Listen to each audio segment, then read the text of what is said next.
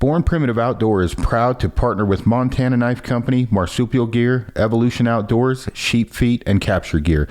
Thanks for tuning in, and thanks to our sponsors.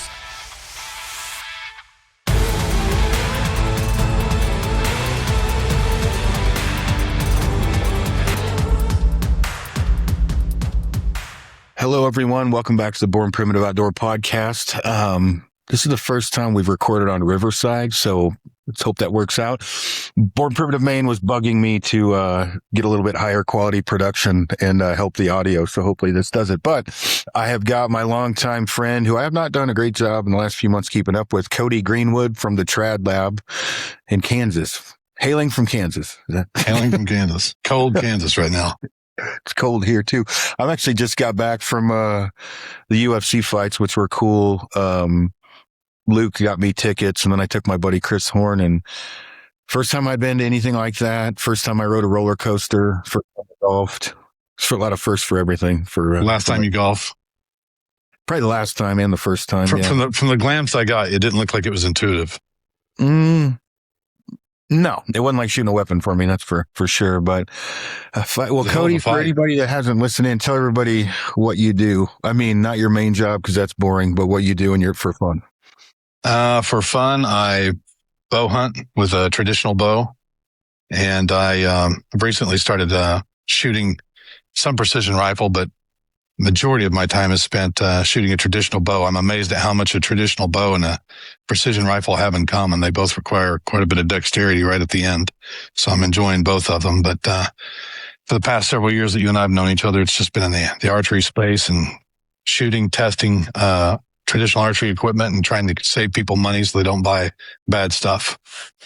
And you've got videos with the push, and then you have your own thing as well. So talk a little bit about that so people know where to go, kind of follow along with your knowledge and what you.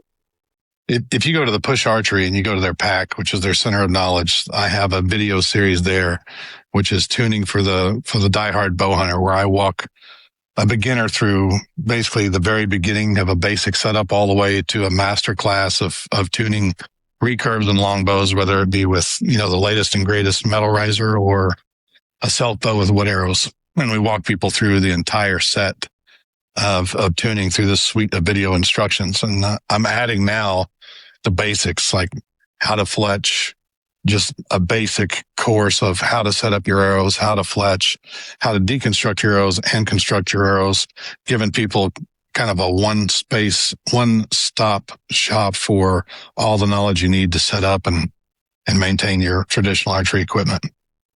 Yeah, which is good because I don't want to mess with that. And people ask all the time about the tuning and where to look. And, I get that on fly fishing, the same thing. Hey, can you do a ground up, course or whatever and bring people on? So no, that'll be good. And we'll go into it, all kinds of shit. I'm sure we'll squirrel and go down rabbit holes, but if you truly want to learn, just go over there right now and then come back and listen to this if you're having trouble tuning and everything. And that's a question, when I got into traditional archery, it was quick for me because I knew how to tune a compound, and it's kind of the same but different. And then me being anal retentive about tuning, but I still get questions a lot today about traditional archery. And one, do you tune canted? Because I shoot, bent over. And it's like, well, yeah, of course, because if I do it differently, it changes, right? I have to do it the way I shoot, which is, for me, was intuitive. I mean, I just knew that, but, kind of diving into, like, we'll just start with tuning. I would say some people overcomplicate it. And then you take somebody like, Chris, undercomplicates it, right? I think there's probably a happy medium, because I think to get into very finite diving down arrows, really that's more of a hobby and something you're into. But it is important to understand, tuning, and then that kind of dives into, you go into tuning like if you shoot point on, because then you have to, for my case, I have to tune for a specific point on. Talk about that a little bit. Well, first of all, I think it's counterintuitive, and most things that are more simple meaning they don't have mechanical advantages or draw stops, releases, are actually more technical to get into. It's probably like fly fishing, I would imagine. Like fly fishing is definitely more technical than a Zebco 33, right? And just normal fishing. Yeah. And people say, well, I want to make it simple. You're making the tool simple, but then you're making your knowledge much more advanced because you have to be able to do a lot more. I'm assuming that's the way fly fishing is. And that's definitely the way traditional archery is. If you have a compound, you can drop your compound off in September and put some mechanical broadheads on there and you're shooting, as soon as you get it back from your tech. The reality is if you get into traditional archery, you don't get to have somebody build your arrows. You have to build your own arrows to the way you shoot. And you have to tune the bow to the way you shoot. And then you have to tune the arrow to the bow. And it sounds complicated, but whenever you understand the fundamentals and you bring it all together, it's not. But one thing that I think sets people back is they get into traditional archery to simplify things and get away from the gadgets. And you certainly are going to get away from the gadgets, but you're going to have to use your mind a lot more than you did, and your body a lot more than you did before. You're going to have to practice more. You're going to have to get your senses in tune with that bow much more because there's no wall to stop at. There's no release and there's no sight. So it's actually in some ways much more complicated, and you have to set that bow up or the way you want to shoot, and the way you shoot will evolve as you're learning. So you're going to be constantly fidgeting with your bow the first 3 to 6 months, as you probably can attest to. Add to that, or say 100%, like you should buy really inexpensive arrows your first go round and continue that for a while, because it's going to change. And I would say I've never met somebody that it hadn't. You learn expansion, you might change your anchor point, your release hopefully going to improve unless you're a prodigy or whatever. But what you said, I agree with 100%, because as I had less and less crap, meaning sights and releases and everything else, I increased my knowledge on tuning and perfecting it. And it's not just your knowledge on tuning per se, it's really perfecting the Indian, right? Like, somebody has a bad release day, they're coming off their face, their tune changes totally. And then the next day they're on the money, and you can shoot through paper with a trad bow and shoot 15 bullet holes and have one bad shot where it's a 6-inch rip. Yeah. Right. So, I mean, that's just the way it's the nature of the beast, because it's your body doing the work. It's not the bow, and you don't have any aids in that. So in talking about those aids, Cody talked about draw stops. That's a good example. I shot probably half the time with the clicker, half the time without. I did like the clicker, but that clicker kind of is a draw stop. And, if you do it right, but you can certainly screw that up too. But I don't pay attention anymore because I've blocked out that part of my life. Is there still all the same shit talking with the clickers, anti whatever? No, I don't think it's as intense as it once. I mean, you can find that group of the bottom 10% that are going to hate on everything in any community, and the trad community has them, but I don't think that's near the controversy that it once was.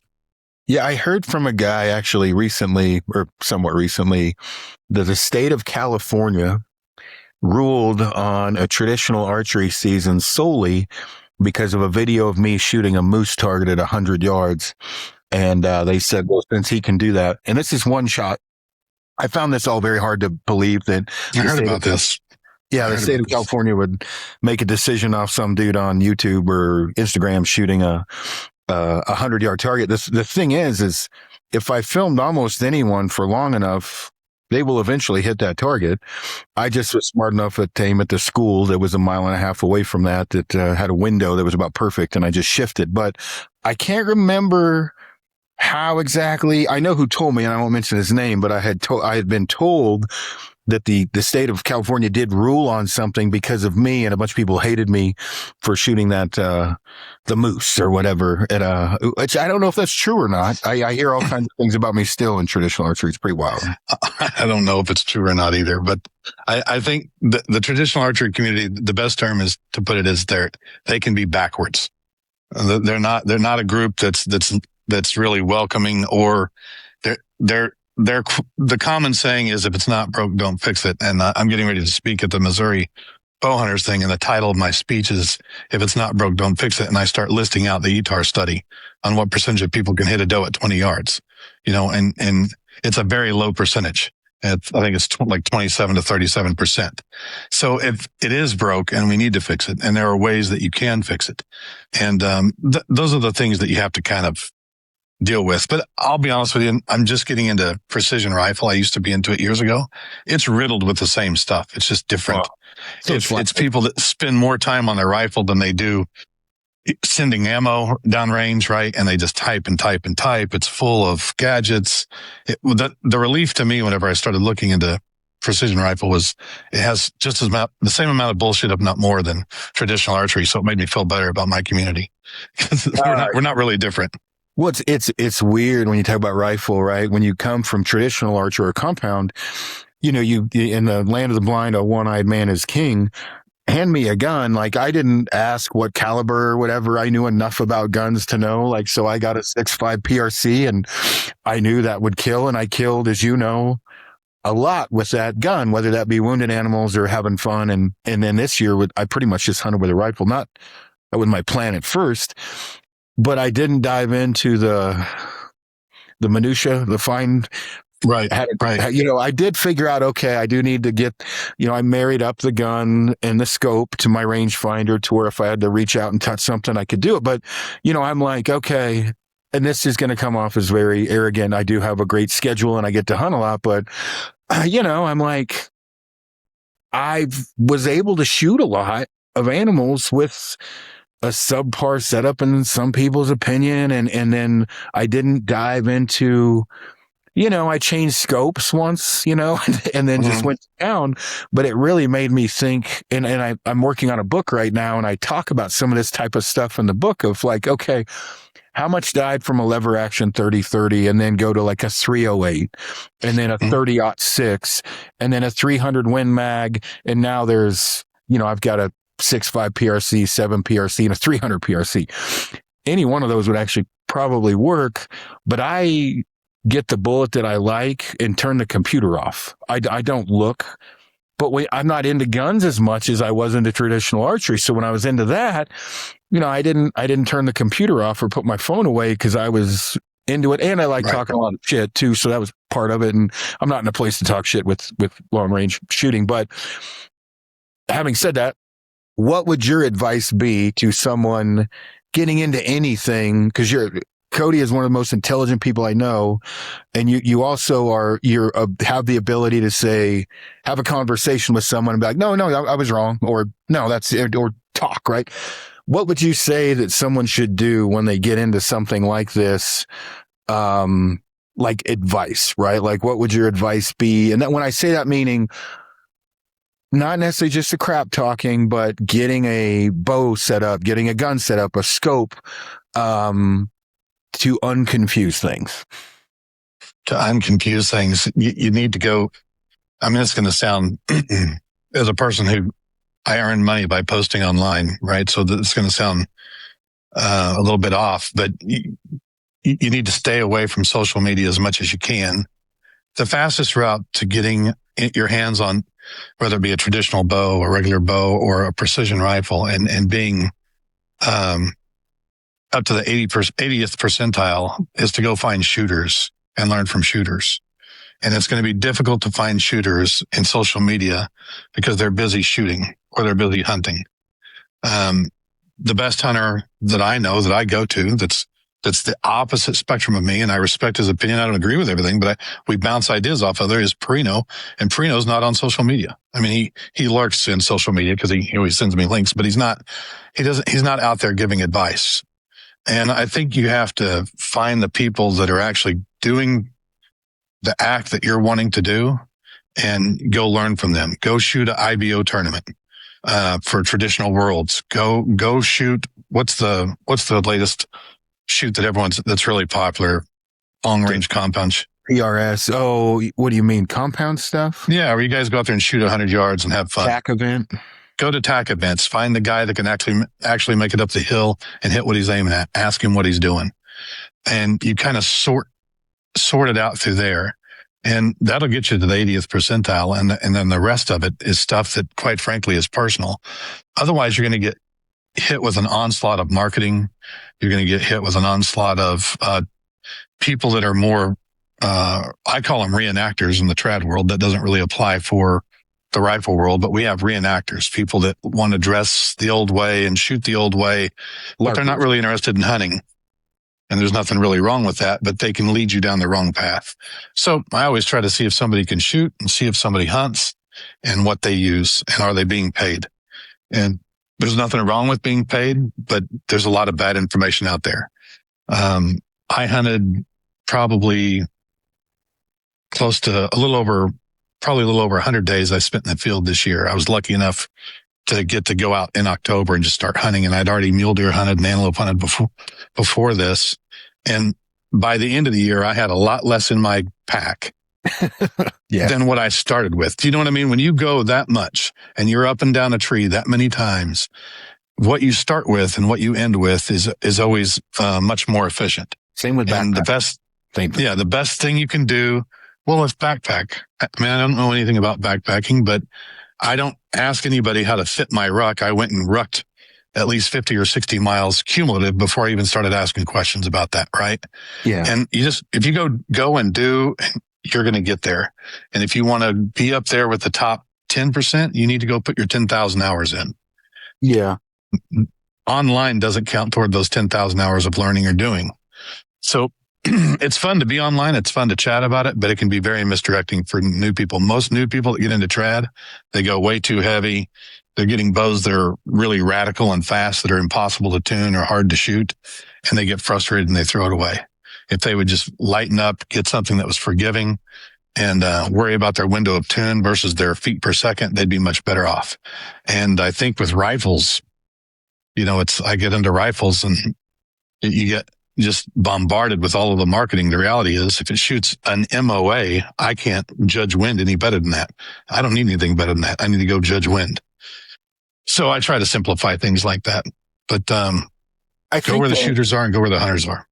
Yeah, I mean, I think with what you're saying, like when you dive into something, the fit of the bow, the pound, like you said, the same thing with the gun. You do need the scope set up correctly, and to simplify things, the distance from your eye to the scope is important. Even the stroke when you're the length of the stock to anyway. And then, you dive into that a little more as far as the caliber. Yeah, there's specific caliber you may want to choose. You don't want to shoot a 300 PRC for whitetail, right? I mean, you want to get the one that works. To be advanced, and it's simple. You have to be advanced at the basics. How many people do you get behind it? We'll just talk about rifles. It'll be a little easier because there's probably more people shooting rifles here. How many people you see talking about rifles constantly? And there's nothing wrong with that. They're excited about it. And then you watch them shoot and they're nowhere near their natural point of aim, which is the number one fundamental, right? Having a natural point of aim. Yeah. And you see people all wonky. And every time they have to manipulate that gun, they get wonky. And that's the foundation of everything. And I got certified through Cleat way back in my law enforcement life with a long range rifle. And we were training, and this lady duct taped my head to my stock. And it was funny because she was an attractive lady. I'm like, I want to be on her team. She was an instructor. And I'm like, I'm going to get over there. She's the meanest instructor there was. Yeah. And I kept lifting my head off my rifle, and she duct taped my head to my rifle. Yeah. And it was that severe. But whenever you look at that one fundamental, how many people you see that are shooting way out of their natural point of aim, and they're worried about a $5,000 optic versus a $3,000 optic. And that's the same thing can be applied to trucks, to motorcycles, to traditional archery, to compounds, you name it, right? It's getting advanced execution of the fundamentals. Yeah. And we teach courses on a lot of this stuff. Another thing, like you bring up the scope, target acquisition, right? That's a huge one. And then, some common sense and wherewithal, right? Like when you have your first shot, you're going to go for a second one. We teach you want to dial that scope back. You're going to have to. When I say that, if it's you hit over 18 power, you're getting up there. Or when you're on a stock, having it dialed down, right? When a lot of, you do that to somebody, and how I am with this, and I'm a dick when I'm an instructor if you've pissed me off. But if you're going up on a stock and we have simulations of this, I'll have dialed your scope up to make sure you check it, because that's the first thing I check is, am I on 4 power, 3 or 5 or whatever my lowest power is. And you do get a lot of people that may be giving good, maybe some good insight on specific things that are a section of rifle, a section of archery.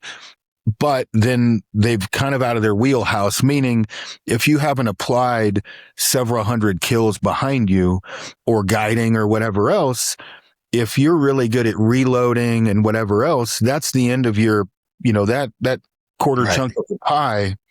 You're done with that piece of the pie. And a lot of people leave out pretty good chunks of the pie in everything that they do, whether that be fitness or that be whatever, right? And I think, and you would agree with this, but I mean, to become a master at whatever you're doing, every piece of that pie chart has to be colored. It has to be complete, right? And it's ironic because we got done deer hunting and tagged out Oklahoma, and my hunting buddy and I went squirrel hunting with rifles, 22 rifles, just to have fun. And we did pretty good. And we heard about a squirrel hunting tournament, and I'd never heard about a squirrel hunting tournament before. Yeah, and crazy. I'm like, well, that sounds kind of redneck, And he goes, well, first place is 10 grand. I said, squirrel tournament's just my game. I'm all in. That's just my game. I've been doing this for years. And we signed up for that. And there's no better practice for positional shooting.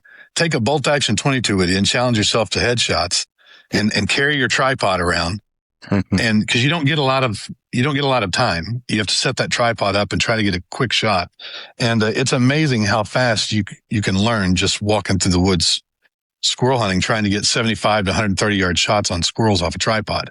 Cause you're going to learn all the crap they talk about with those tripods, what doesn't work and what does work. And there's a lot of stuff that comes off the tripod, right? I talked about this. I talked about I'm writing a book, but I'm writing it on my life.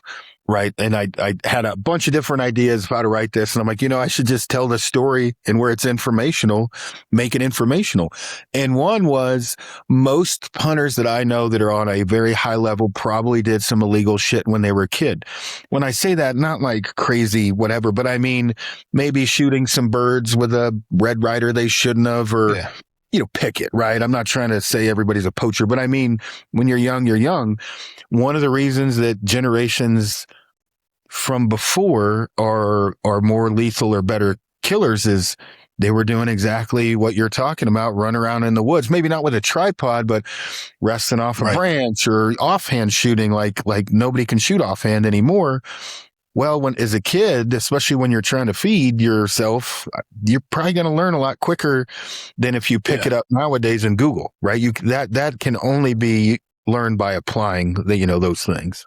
Right. And squirrel hunting is an easy way to go apply it, right? Anybody can go find a batch of woods and walk through there and learn positional shooting. Good. Squirrel's good. A lot of people are like, you eat squirrel? I'm like, squirrel's a good meal. I mean, nothing wrong with it. They're good. I'm building up a freezer full of them. I'm going to try the Instapot. I'm hoping tenderizes them a little bit better. The only downside of squirrels is they're tougher to clean. They're a pain to clean. Right. Yeah. And, if you let them sit, they're even harder. So you got to kind of keep going as you're hunting. You got to stop and clean them, but it's a clean meat. I mean, they eat acorns, right? It's some of the cleanest meat you'll see. I'm hoping, I haven't tried the recipe yet, but I got a mess I'm building up. I'm going to try them on the Instapot. That's just one example of how you can get out and apply yourself. And traditional archery is the same way, because it doesn't matter what bow you have. It doesn't matter how well your tune is. If that deer is looking at you while you draw, you're no longer hunting. You're playing dodgeball and you're going to lose. Right. And it's like how you set up your stand. I videotaped most of my hunts because I was able to wear a GoPro, which isn't that intrusive. And you can see where I set up my stand. So usually the animal coming in is behind a tree when I come to full draw, so that, I don't get busted drawing. And I think most compounders that come to trad, they get busted drawing because you can't draw 2 minutes at a time and hold. You have to kind of pick your battle. And just how you set yourself up, how you hunt, and the height that you hunt at, and knowing your limits is the key. And You want to shoot instinctive, but know that may only work at a very specific distance, right? You want to have an aiming method, know that's going to take some time. The better course is to develop an aiming method that later becomes instinctive. And that's what nobody talks about. They want to fight about the polar opposites.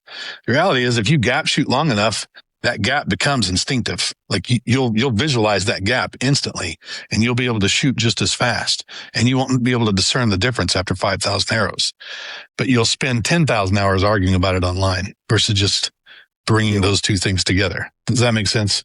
No, it makes total sense. Yeah. And I mean, the one thing online and I've gotten really good at is just not giving a shit and doing what you want to do makes you far more effective quicker. Right. Because, like you said, with gap shooting, you're right. It does become instinctive. Quickly, right? If you shoot it, when I say quickly, if you shoot enough, you don't even know. It'd be like if you wipe with your left hand and trying to wipe with your right. Did you know you're instinctively a left-handed wiper? Well, you are, right? And you've done it forever to where if you go to wipe with your right, it's very confusing. And I had I'm all about analogies. I don't know why you went with that one, but that's a great one. When I got my left arm, my bicep attached, I had to wipe with my right. It was messy, right? It wrecked your life. I was not ready to wipe with my right. Right. And so when people go get into this and they're like, I want to be Robin Hood, I want to be traditional, I want to be whatever. The thing that I think is very important is you say what you just did. Your maximum effective distance will be much closer. And they'll bring up a unicorn. There is unicorns out there that can shoot instinctively well at a little bit farther distances, but they're never going to beat somebody that shoots gap with the same efficiency, I guess you could say. It's just not going to happen. When Tom Klum was teaching me, and I'm not saying this is a bragging thing, he never beat me at a tournament that I could remember because I was shooting gap and, have targets out at 35 yards or whatever. And, but when we got indoors, when we were shooting sub 20, especially with speed, he would win, right? There was no doubt. I mean, he could, he had it ingrained in him to do that. And then ask him how hard it was. I don't even know if when he tried to switch, when you're under pressure, and this is with anything in life, you go to your basic animal instinct under pressure.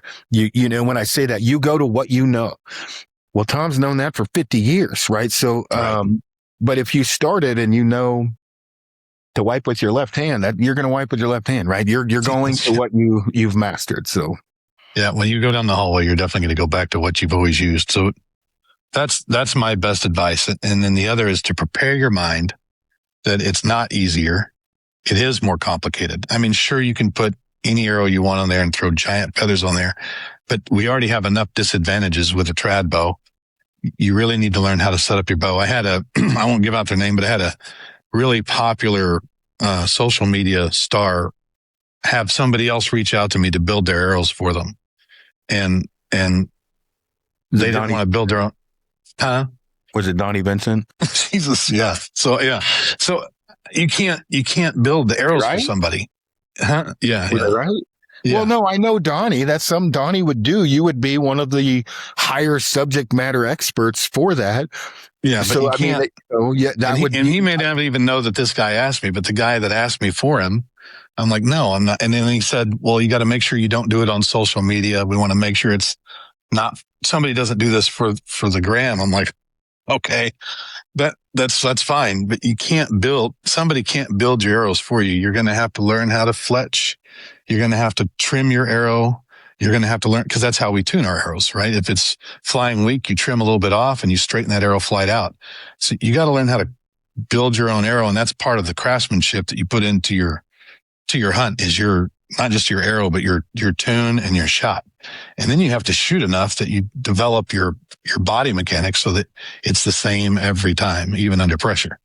And that's hard to do whenever you practice flat footed and then you go sit in a tree stand or you're in a blind. Some of my worst shots I've ever made are in a blind because you feel like you're kind of crunched up. Yeah. And that's the other lesson learned. You go talk to people online. What works in your backyard doesn't necessarily work inside of a blind or on a mule deer hunt where you're dragging a 68-inch bow through the grass, or, when you're holding a 12-pound bow in one hand, waiting on a mule deer to stand up. When I said Donnie, that's not a slight towards Donnie. Donnie's a friend, but you don't know what you don't know. And when you've shot a compound a lot, you can have somebody pretty close build your arrows in compound and you're going to be pretty okay. And so, when you look at this, could you build an arrow for Donnie and leave it long and he could cut it down and make it work? Of course. Could, but he's kind of skipping a lot of the most important parts because you're learning along the way of building that arrow, right? And when I say that, you're learning like, okay, I'm learning to be a master of the sport, right? It's important to learn to flex. How much is he going to learn about his form when he's always knock high? Yeah, right? Yeah. You rarely just tune somebody and it just come right in like a rifle turret. They always have a knock low or a knock high, or they have some weird thing you have to deal with that's in their form that you can't tune to. And that's part of it. Tuned. I put a stick bow together a couple weeks ago now. Boredom, right? I was just screwing around and I'd had people ask me about tech stuff and I'm like, yeah, I'm going to kind of do a test here of where the bow, my old arrows that were perfectly tuned when I stopped, were not perfectly tuned anymore. And then how long it took. So what would you guess for me to get not touching anything before I got to where they were shooting a bullet hole again? You started with all new arrows, or you started with your old arrows? Old arrows and the same bow. Was it a bow you've had? Oh, it was the same bow? Same bow, same everything. I'd say you get there in 60 shots. Yeah. So, it was expansion was a big one, right? And then my release was a big one. And so your old bad habits become your new bad habits. Yeah, it was 30 minutes, whatever that equates to, right? It took about 30. And I still wasn't tearing bullet holes, but close. And then I grabbed a new bow and set that one up to see, okay, let's see what I remember right here. And, Antichrist put a springy rest on it, pigtail. And, laughing because I'm like, okay, I want, back to the 36-yard point on. Let's see if I can do this and how long it's going to take me, knowing that I knew what I was doing and I still know, but it's a little bit rusty.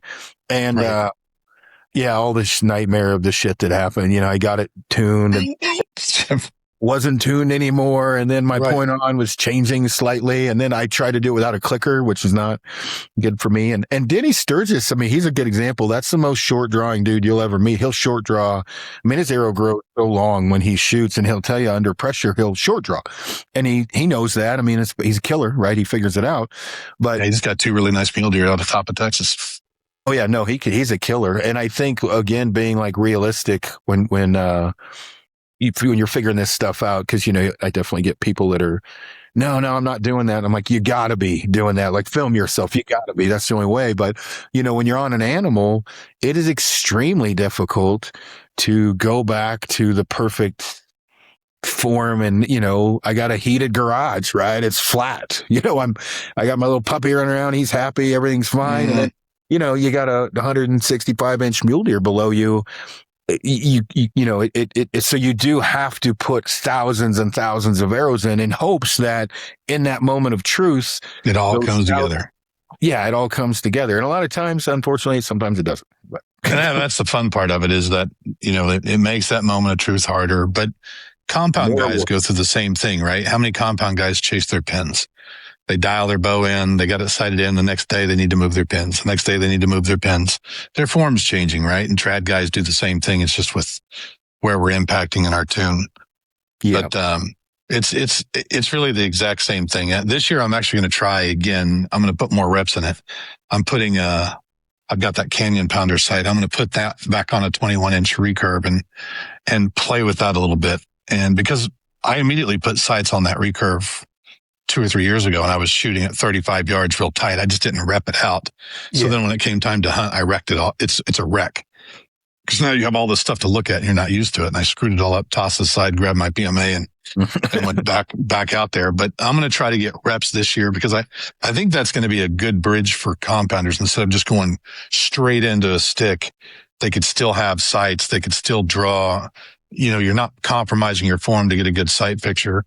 We'll see how that works, but it gives me something to play with. But I know I'm shocked at how accurate I am. Whenever I lower my anchor below my chin, I put that button. So it's, I get that same spot every time, and you have a sight to look at, but just lowering my anchor and getting into that lower back, it's much easier to expand. It's much easier to get a clean shot, and your groups go super tight. It's crazy how tight they get, but bringing all that together in a hunt is going to require 5,000 shots at least, because there's more to deal with in that moment. Lord, yes, it's wild. And I you talk about the moment, and we've talked about this. Fly fishing's a little bit different, when the moment but you can screw that up too, as far as once you hook up, when you're in that moment, whether that be with a rifle or a compound stick or whatever else. And I've been fortunate enough, I get to see that moment. I get far more excitement now helping someone with that moment than I don't get excited about it myself as much anymore. And that moment can be quite comical, right? I mean, it's a disaster. I've seen guys unload live rounds with bears charging. I've seen dudes with their eye 3 inches above the scope before they hit the trigger. I've seen a lot. You see peep sights way over here, and you see them. Yeah. The best podcast in the world would be get these guides together and get them drunk and have them tell the truth about what they see, because the things that outfitters and guides see, the things that outfitters and guides have seen me do would be. You could write a book on it, be comical, right? If you got Rotier and Scotty together, they'd be able to have a great podcast and just me screwing up. Well, so I know they see a lot. Scotty, people would ask him all the time, like, does he never miss? And Scotty's like, no, he misses. He just never stops, right? He misses, because I think people had this idea that I didn't miss. Well, that was the big misconception, right? You brought a lot of people on, and everyone assumed it was easy. So there's this huge wave, and they're like, oh, this is going to be easy. It ain't easy. It's frustrating as hell at times. I mean, this year at Rotier's, I got within 12 to 15 yards of 6 different nice mule deer, and waiting for them to stand up. And as they stood up, of course, they would look where they weren't looking, see me there, and bolt. And I never got a shot, because they would literally, as they're standing, they would bolt. And you're like, you put all that effort in, you get close, and you're sitting there, and you don't even get to screw it up yourself. They're just going to bolt, because you can't sit back and hide behind something. Which I don't know what's worse. No, it was extremely frustrating, right? And that's what I'm saying. Sometimes you just drive back to the house. I have that one photograph you did of it's a empty highway, really long highway. And I got that because that's what it feels like driving back from Rotier's. Half the time, whenever you're going back and you're empty, and you've just either screwed up that final moment, or you wrecked a shot, or you wrecked an approach.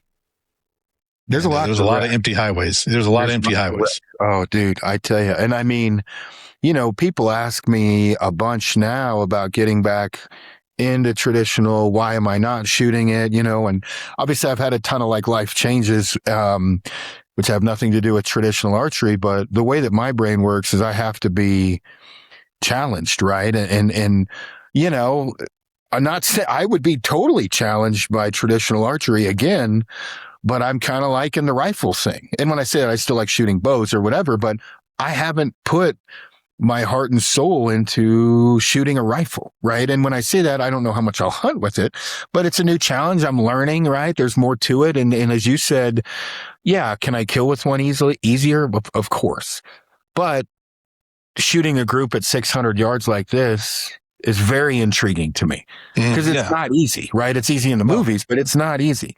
And the difference between shooting a group like this at 600 and this is a lot. You know what I mean? And kind of like building your own arrows and learning how to super tune your bow or whatever else. And so it's intriguing to me, but for me, what I'm leading up to is, if people knew the amount of pain my body took into killing all of those animals, if you could quantify that somehow, I'm getting old, right? There's no doubt about it, right? Father time. I mean, I'm almost 50. I'm not that old, but to do multiple 14-day backpack hunts to go after mule deer or elk or whatever, it's not as intriguing to beat myself up as it once was, right? That is not that's not getting it for me anymore of like, yeah, I can't wait to just crush it on the mountain in 14 days. I'm like, I'll help somebody else do that. I'm not quite as excited as I once was. And then when the moment of truth comes up, you get to watch the show. And then you make fun of them, so you don't have to get made fun. It's an absolute show. Because I've been going to Rotiers for quite a while, and I love it when we can't find animals or when the weather's bad because he gets pissy. He's mad at himself. As soon as the ball's in my court, is what he calls it, and I screw up, he's Mr. Happy-Go-Lucky again, right? Yeah. And we have this competition that he's currently winning, but it is a very it's frustrating. I'll give you an example. They asked me to speak at Missouri Trad Hunters thing. There's like 300 people there.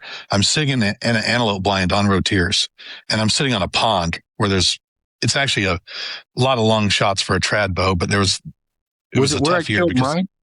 I think it may have been. There's that really big pond, and you're shooting down in I shot it from there to the other end. That was the compound, but yeah. Was it on top of the road, like 45 yards away or so? No, I shot that big 85-incher, 84-incher. No, dude, I shot the thing at 104 yards with my compound. It was at the end of the pond in this far end. So I don't know if it's the same pond, but go ahead.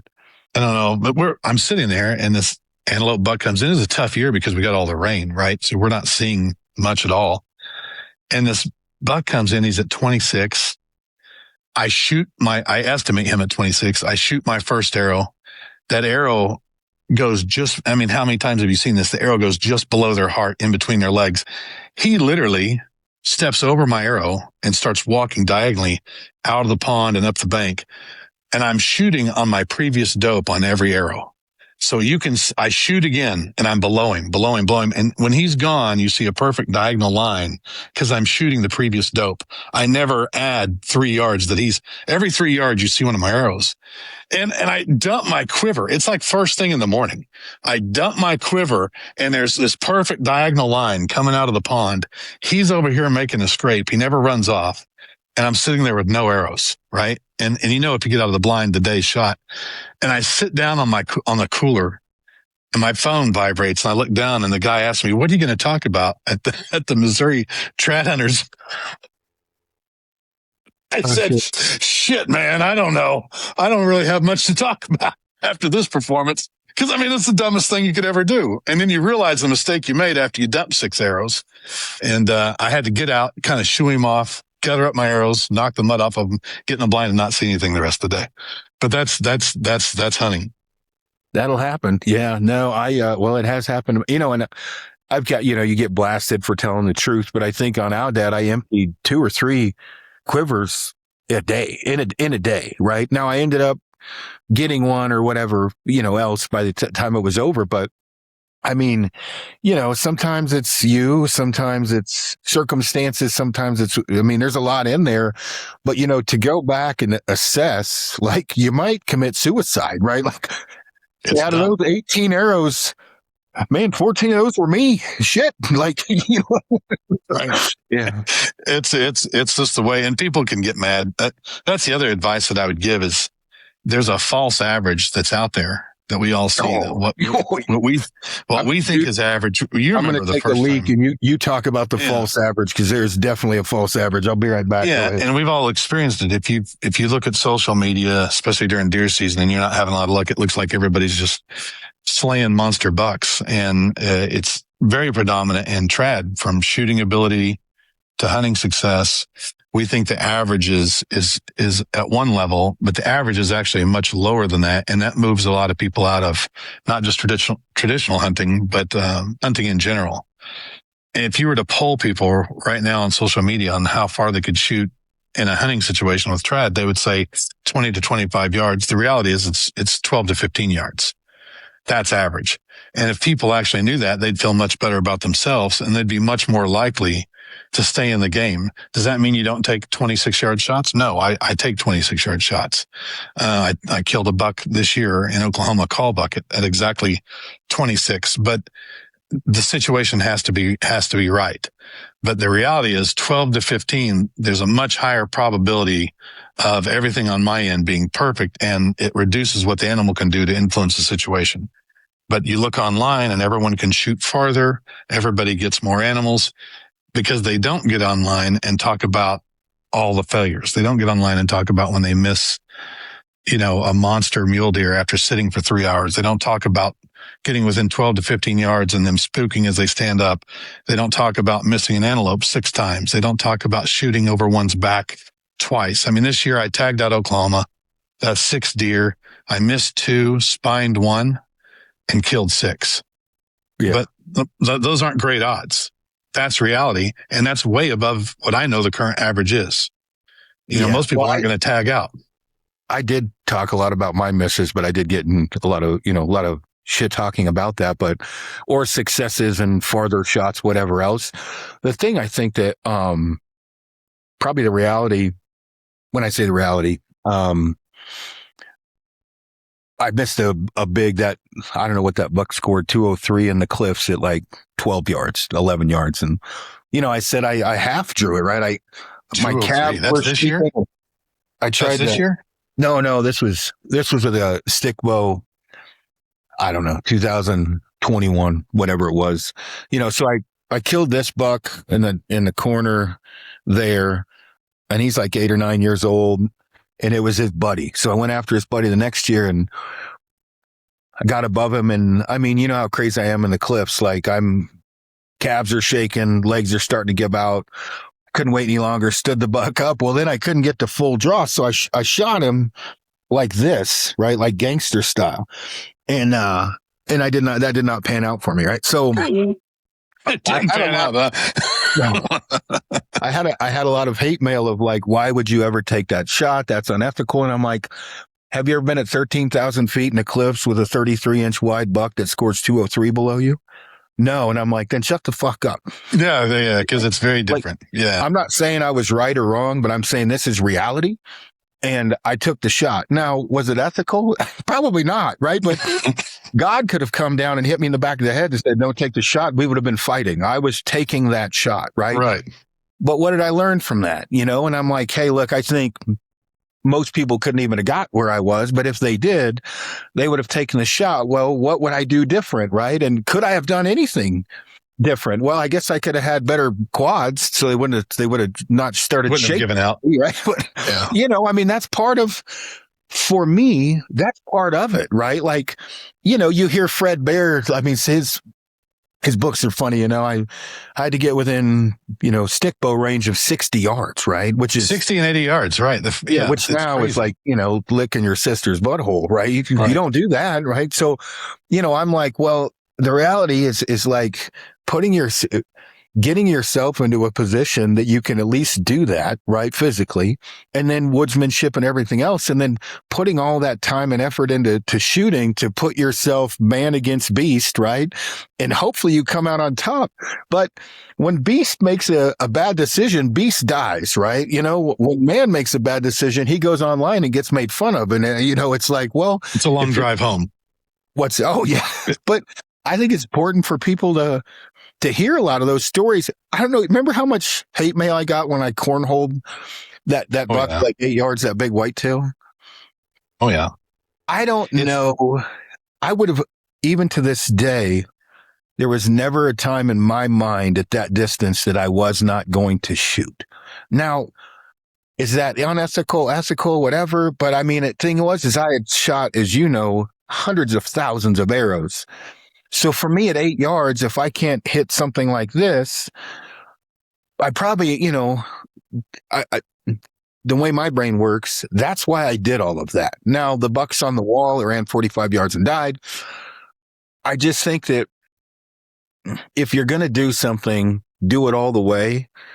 And then also take advantage of doing it all the way, right? Like, why would I put hundreds of thousands of hours in tuning and everything else to limit myself to a 18-yard perfect shot? Yeah. And those, look at antelope hunting. Like, people talk about broadside shots. You aren't getting a broadside shot.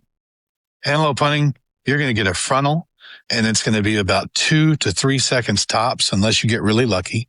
And then they're going to turn around and leave. And you think they're fast runners. They're fast drinkers. right? They're going to come in, they're going to suck that stuff down like it's a shot back. Yeah. And they're going to turn around and give you nothing but ass and leave. So you have to be able to be comfortable taking that shot over a water tank in a blind.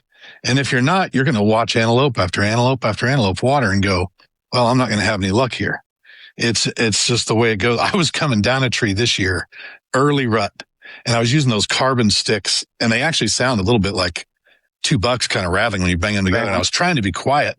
I was in real thick stuff, and I accidentally banged my sticks together, and I had a nice buck come in on me as I'm coming down the tree, like on my lineman's belt, and I'm on the wrong side of the tree, and my bow is already on the ground, and I'm bringing my bow up because I hear him coming, and I can see these ivory tips coming. He was a nice chocolate, and I'm bringing my bow up. The only shot I had was a left-handed shot with a right-handed bow, and I didn't get the shot off, but my dumbass, I'm like, I'll figure this out. I've never done, and I'm trying to lean around this tree, and I'm trying to shoot wrong-handed with a right-handed bow, and I got it about a third back. I'm like, this isn't working, but I gave it a run. Like you got to be, you got to be able to give it a shot. Oh, that's fun. You know, that buck that I was just talking about that I cornholed, I don't know if you remember it now. Colton Gilman's a friend of mine. I love the guy. He's a great dude. But Colton, we've obviously had some pretty in-depth conversations since when I told him I was going to beat shit out of him, and we're friends now. And one of the things he had said when he heard about me shooting that buck, he had said all he heard was I went to a stand somebody else set up, and basically the animal was given to me or whatever else. And you know, he didn't know that how much work I do down there and set up tons of stands or whatever else. But my point to like any of this is don't judge someone until you've walked in their shoes, or that your buck's coming in on the wrong side of the tree, or you're stuck in the cliffs, right? I mean, you don't know what you're going to do. And I mean, things I'm happen. Guilty of that in my younger days now. It's got to be a pretty crazy thing for me to even blink an eye to say, I would have never done that, because I probably have. Because when you're hunting, you know, when you look at hunting situations in a ground blind, for example, whatever, feel like you're in a ground blind. How do you empty a quiver? I'm like, oh, so you haven't shot in a ground blind very much, I see. Yeah, I've emptied a lot.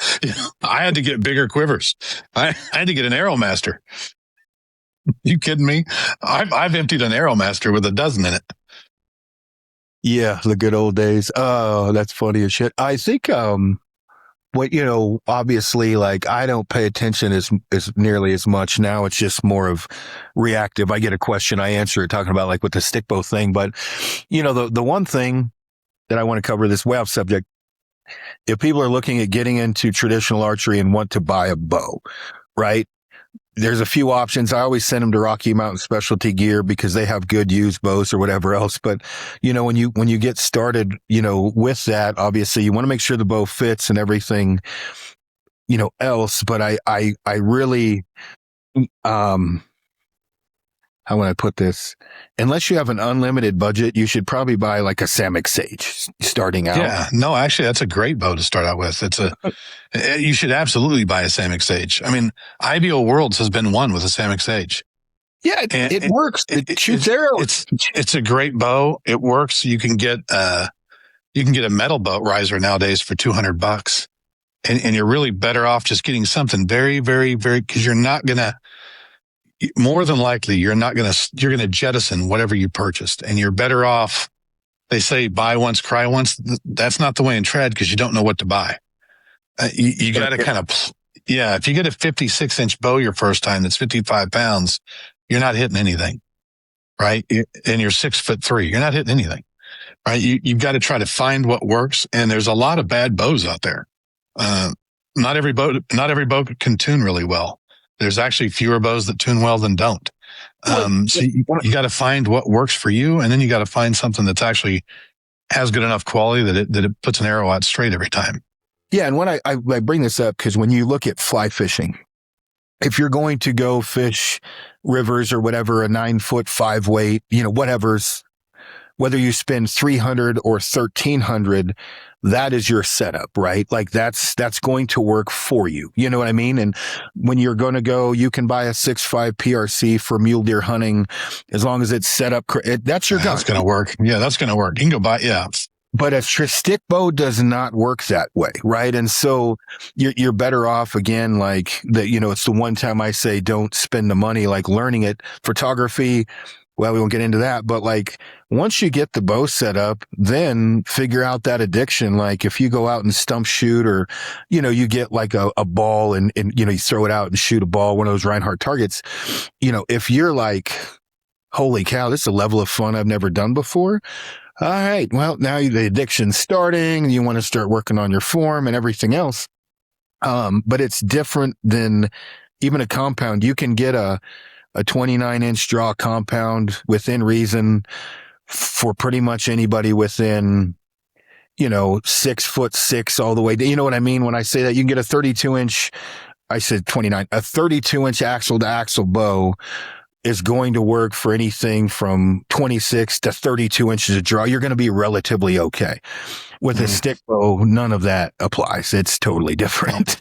If you want general rules of thumb, I wouldn't go as a new archer. I wouldn't go below 62 inches. If you absolutely had to go short, I would try to stop at 60. If you go shorter than that, you need to go with like a design like Black Widow that gives you a better string angle. But I would go around 62 inches and keep it. The best you could do is get a 40-pound bow because they're much easier to shoot. It doesn't sound like much, but the difference between 40 and 45 is quite a bit when you're new. But if you have to get in that 43 to 45-pound range with a 62-pound bow, a Samick Sage would be just fine.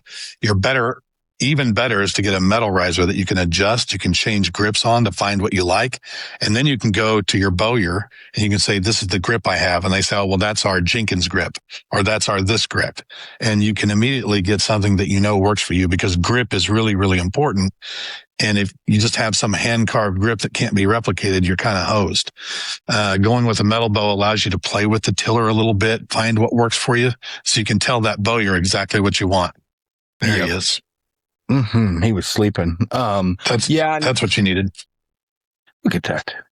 He's actually really good. Oh yeah, they're smart. Mm-hmm. He'll be a biter when he's older. Tell you what, he's a biter now. I got little scars over my hand. My nose is healing up. And he's down, back in bed. After whatever, like you get into the Flemish versus endless loop or whatever strings, and how well do you have to shoot before you can shoot the difference? Or when you were shooting a lot, you could shoot the difference between the best Flemish and the best endless, and the best was what? I like endless loop. Endless. You can shoot the difference. You can hear the difference, and you can feel it. Hey, everyone, calm down. They must not like endless loop strings. Sorry, go ahead. Right. I want to make sure everybody can hear that. It's funny, the little dog sounded off first. But endless loop is a little bit more stable. But you can go online and you can get into the argument after argument after argument. And the reality is you have to be a pretty good shot before you can even feel the difference or see the difference in your tune. So you don't want to spend a lot of time on the accessories and all of the little side debates until you can feel, shoot, and see the difference in your either shooting or your tuning. And it's the same thing goes for arrows. Do you want to spend a lot of money on a 0001 arrow or a 005 arrow? If you're a new shooter, get the cheapest arrows you can, because you're going to lose and break them all anyway. And I wouldn't be spending money on premium arrows at all. I wouldn't be spending money on premium arrows if I had a compound, quite frankly. I don't know compounders that can shoot the difference between those things. But that's what you don't want to get caught up with, and you want to save that money for the experiences you can have in the field. Get a dozen arrows. It's much more important to do the things that nobody talks about, like have a dozen arrows ready with your field points, and then have a dozen ready with your broadheads. Have them ready to go with your broadheads already in. Have them in a storage container that you can grab and go hunting right away, so that when you get there, you're not taking things apart, putting things together, and fighting hot melt. Like, nobody talks about the organization of your gear. When I see someone show up for a hunt and they're all over their truck trying to find something, and they're putting broadheads in and they're having to boil things to get them in and out, I already know we're in store for a shit show. the person that shows up with everything ready to go has been there 100 times and they know how to organize their stuff, it's a pretty good sign they know how to use everything they're carrying. And that's probably more important than 0.001 is buy a dozen more and have them ready to go with broadheads that are already aligned and ready to use. That's a key indicator to me that this person's been here 1,000 times, made the mistakes, and they know what works. So we're hitting an hour, and the big question, and I get this more than anything with traditional archery.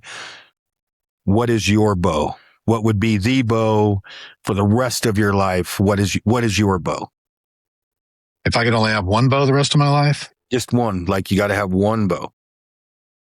It would probably be my PMA. Yeah. Same. My Black Widow PMA. It was, I carry it in one Pelican with 2 sets of limbs, 2 dozen arrows. I can go anywhere and hunt anything with it. I have 40 something bows right now. So there's about 12 that I'd like to keep. But if I could only have one bow, it'd be my Black Widow. Well, PMA for sure. The same thing with me. And, people ask, and I'm like, it's not just how the bow shoots. Obviously, that's a big part of it, and the company and the people behind it. Obviously, that's a part of it. But that bow had mojo. And there will be times on my deathbed, I'm going to remember that PMA when I shot that buck, almost killing myself to get this buck on the ground. I had that bow and many other. You shot a PSA. I shoot the PMA. You shoot the shorter one. Yeah, I shoot the. Well, what's that? The PMA is the longer one. You shoot the PSA. I shot the PSA at the end. Did you move to a PMA? Okay. PMA, but the story that I just told you was with the PSA. Okay. But, and when people ask that too, which one of those two, the PMA is going to be more forgiving. I mean, I would say that's right for most people, but that the mojo of a bow is very important to have that. It's like having a good wife. It's like the pinnacle. It makes you feel good every morning that you have it and you trust it. So arrow, what would be last arrow you would ever shoot? Oh God. Oh, that's tougher. I guess right now it would just be, I'm not as picky about that. Right now it would probably just be like an Axis, something I could get. But you're asking me, and I travel a lot. So I look for things. I shoot 125 grain heads because when I run out of broadheads, I want to be able to run to any store and get other broadheads. So I would shoot some of those very common that I could replace. It's not my favorite arrow at all, but that's, if I had to pick one, that would probably be keeping that equation part out of the equation. When you think of your arrow, unlimited, whatever, like not, you got to find this or that. What would be your arrow?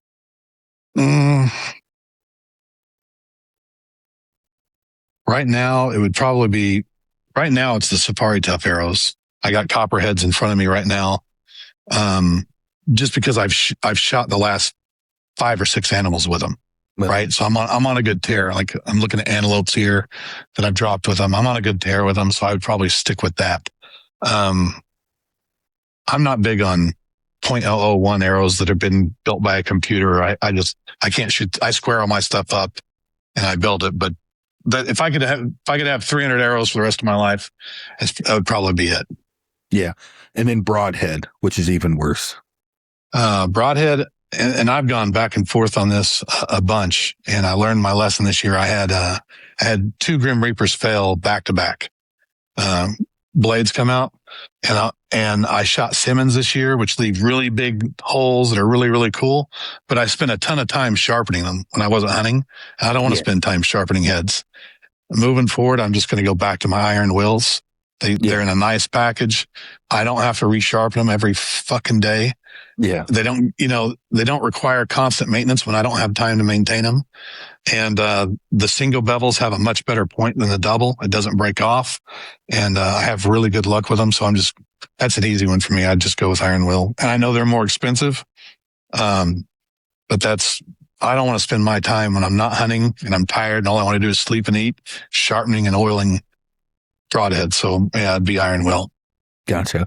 Yeah. And I mean, obviously that question, money's out of the equation, whatever. It's just, what would you grab? And I mean, it's difficult at times, but honestly, the World's End, whatever, I would probably choose a 2.46 arrow as my last arrow.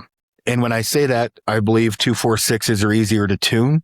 I haven't shot them. Generally speaking, right?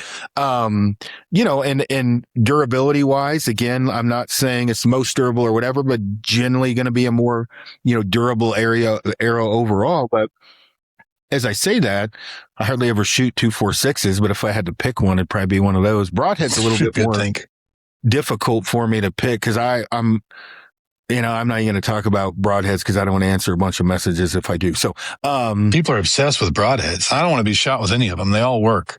Yeah. It's where do you want to spend your time and money, right? And this year I just decided I didn't want to spend when you hunt a lot, you're tired and you just want to eat and sleep. And I didn't want to spend my time resharpening heads, oiling heads. I'm like, I wish I just had those in a little pack in my Pelican case where I didn't have to worry about it. And there's something to be said for that. Yeah. Oh, yeah, for sure. Well, tell everybody again where they can find you and your work and everything else. You can find me on Instagram at the Trad Lab. I'm on there a lot. I'm on Facebook as well. The Push Archery Center of Knowledge is where you can find the tuning series. It's a master class of tuning. The advantage of a trad bow is you don't have to pay somebody else to do your work. You can take this class and you'll save money in arrows just taking this class and not buying a dozen arrows that you tune out of yourself and have to buy another dozen. It'll pay for itself quickly and you can get perfect arrow flight. And that is the key to archery. It's not about speed, even with compounds. It's not about speed. It's not about how fast they are. It's about how forgiving they are, because if they're forgiving to shoot, that also means they have a broad window of tune and that arrow's flying straight every time. It's very deceiving.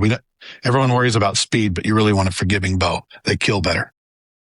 Nope, I agree with that. Well, dude, I appreciate you coming on the podcast. I got to do a better job of getting caught up. I got so many irons on the fire right now. All good irons, but I got a lot going on. But we'll have to hunt together again at some point. Sounds good, man. Take care. Thanks for having me on. Take it easy.